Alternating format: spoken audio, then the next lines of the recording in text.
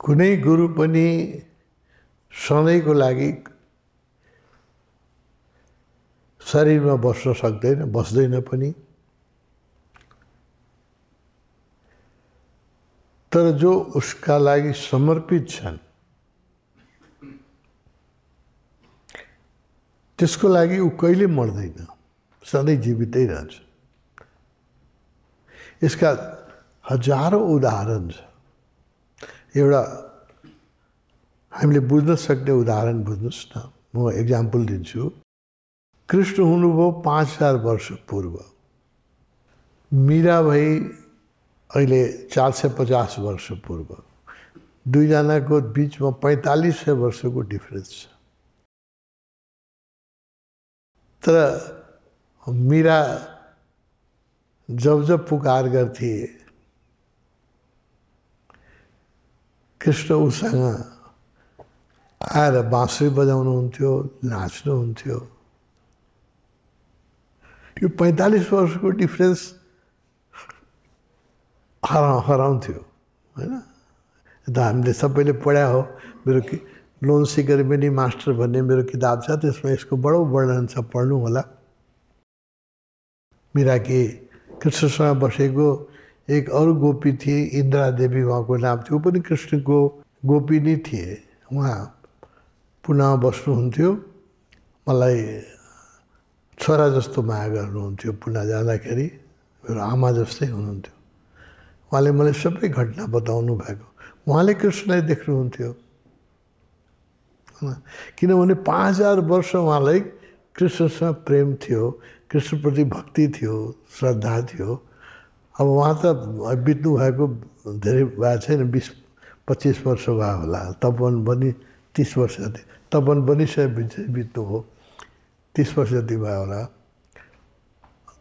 उहाँ मीरालाई पनि देख्नुहुन्थ्यो, कृष्णलाई पनि देख्नुहुन्थ्यो। हामी भेट्न जाँदाखेरि कुरा गर्नुहुन्थ्यो उहाँले, हेर मलाई विश्वास छोरा जस्तै मान्नुहुन्थ्यो, बडो माया गर्नु, सबैसँग यो कुरा गर्नु पनि मिल्दैन भन्नुहुन्थ्यो। हिजो राति मीरा चाहिँ यस्तो राम्रो राजस्थानी पहिरनमा आएका थिए, यति सुन्दर लागिरहेका थिए, यति मिठो बोल्छिन् भनेर उहाँसँग हिजो राति कुरा भएका मीराका कुराहरू हामीलाई सुनाउनुहुन्थ्यो। त्यो मेरो किताब पढ्नु होला, लोन सिकर मेनी मास्टर भन्ने एउटा किताब छ, यताउत यहाँ, त्यसमा उहाँको बारेमा छ।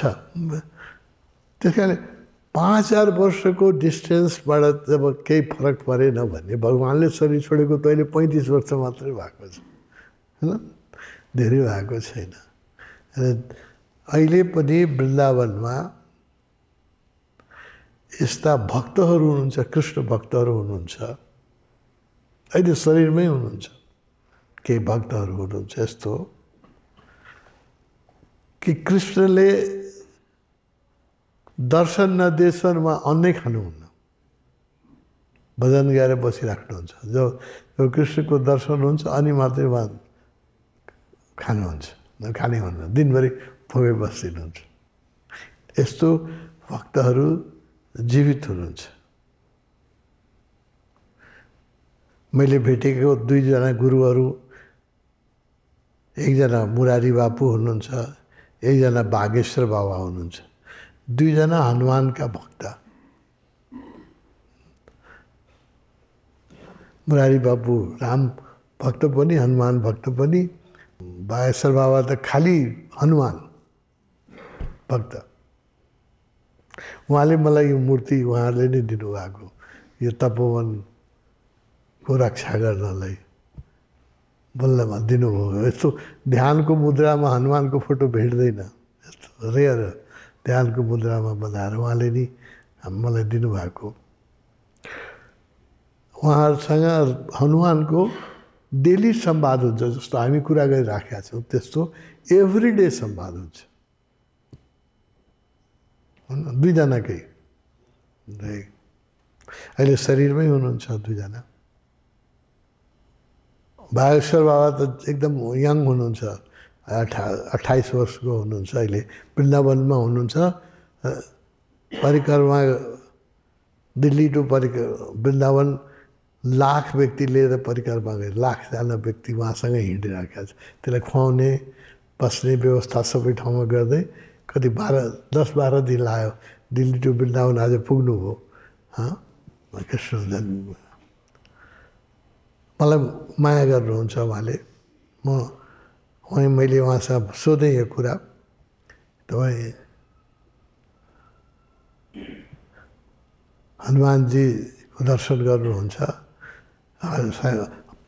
अष्टचिरञ्जीवी मध्ये एक हनुमान पनि आउनुहुन्छ। हिन्दूहरूको धारणा चाहिँ अष्टचिरञ्जीवीको शरीर छोडेको छैन, उनले हनुमानले पनि शरीरमै हुनुहुन्छ। अनि मैले सोधेको थिएँ, उहाँले यतिसम्म भन्नुभयो कि कहिलेकाहीँ त हनुमानजी मसँग खाना खानुभएको छ भन्नुहुन्छ। फलफुल मिठाई म राखिराख्छु, उहाँलाई पुकार गर्छु अनि आएर मेरो मिठाई खाइदिनुहुन्छ। यो पनि यो 21वीं शताब्दीमा पनि यो अब विश्वास नगर्ने मान्छेले त यसलाई झुटै भन्छ, विश्वास गर्दैन। उनीहरूको दोष छैन, किन उनीहरूको मस्तिष्कमा यो कुरा अटाउँदैन, उनीहरूलाई म दोष दिन्न। तर यो पनि आज पनि भइरहेको छ।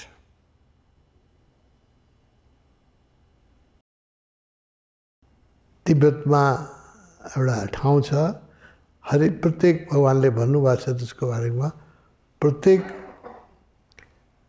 बुद्ध पूर्णिमा, बुद्धको शरीर छोडेको दिन या जन्मेको दिन एउटै बुद्ध पूर्णिमा, प्रत्येक बुद्ध पूर्णिमाको राति बहुत हाई लेभलका लामाहरू छन्। तिब्बतमा धेरै हाई लेभलका लामाहरू छन्। उनीहरू त्यहाँ जम्मा हुन्छन् र बुद्ध राति 12 बजे आएर उनीहरूलाई दर्शन मात्रै दिनुहुन्न कि प्रवचनै दिनुहुन्छ। प्रत्येक बुद्ध पूर्णिमामा अब 2500 वर्ष भइसक्यो बुद्धले शरीर छोडेको, आज पनि यो भइरहेछ तिब्बतमा। यस्ता घटनाहरू संसारमा अनेक गुरुले ठाउँ ठाउँमा गरिराख्नु भएको छ, भइराखेको छ, कुनै आश्चर्य छैन। त्यहाँले ओशोले शरीर छोडिदिनु भएको छ, तर हामीलाई छोड्नु भएको छैन। हामीलाई छोडिदिनु भयो भने आश्रम चल्नै सक्दैन, एक दिन पनि चल्दैन। हामीबाट थोरै चलिरहेको छैन यो। उहाँको गाइडेन्स, उहाँको प्रेम, उहाँको एनर्जीले यहाँ जुन एनर्जी फिल गर्नुहुन्छ, जो एक्सट्यासी फिल गर्नुहुन्छ, त्यो सबै उहाँको हो। त्यस कारणले उहाँले भन्नुभएकोमा चिन्ता नगर्नुहोस्।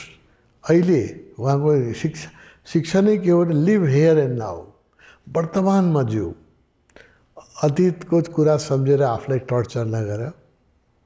अतीतमा सबबाट गल्ती हुन्छ, अतीतमा सबैको फेलियर हुन्छ। हाम्रो बानी के छ भने विगतका कुराहरू सम्झेर हामी दुःखी हुन्छौँ। यस्तो गर्नुपर्ने थियो, यस्तो गरेँ, यो नहुनुपर्ने यस्तो भयो, होइन।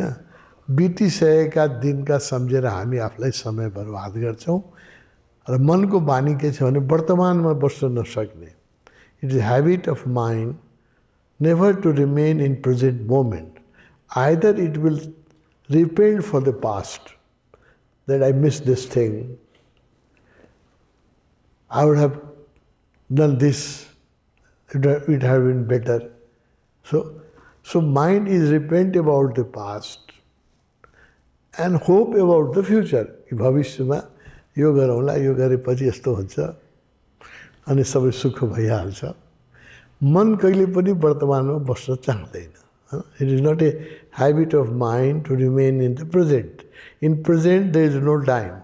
The mind is always either goes into the past, think about the past, or it projects and make new ideas and new projects, new dreams about the future. यो मनको बानी छ। गुरुको बानी के गुरुको उपदेश के हुन्थ्यो भने लिभ हियर एन्ड नाउ, वर्तमानमा जिउ, यही समयमा जिउ, उहाँको उपदेश छ। र त्यस कारणले हामी वर्तमानमा जिउनुपर्छ र यो विश्वास साथ जिउनुपर्छ। जो ओशोका शिष्य छन्, जो ओशोलाई गुरु मानेर स्थापना गरेर बस्छन्, उनीहरूको लागि गुरुले उनीहरूको हात कहिले पनि छोड्नुहुन्न। यो कुरा उहाँले एकचोटि होइन बारम्बार बारम्बार यो कुरा दोहोऱ्याउनु भएको थियो। जब उहाँ जीवित हुनुहुन्थ्यो भन्नुहुन्थ्यो, हामीलाई त्यो बेला विश्वास लाग्थेन, अहिले 100% विश्वास लाग्छ।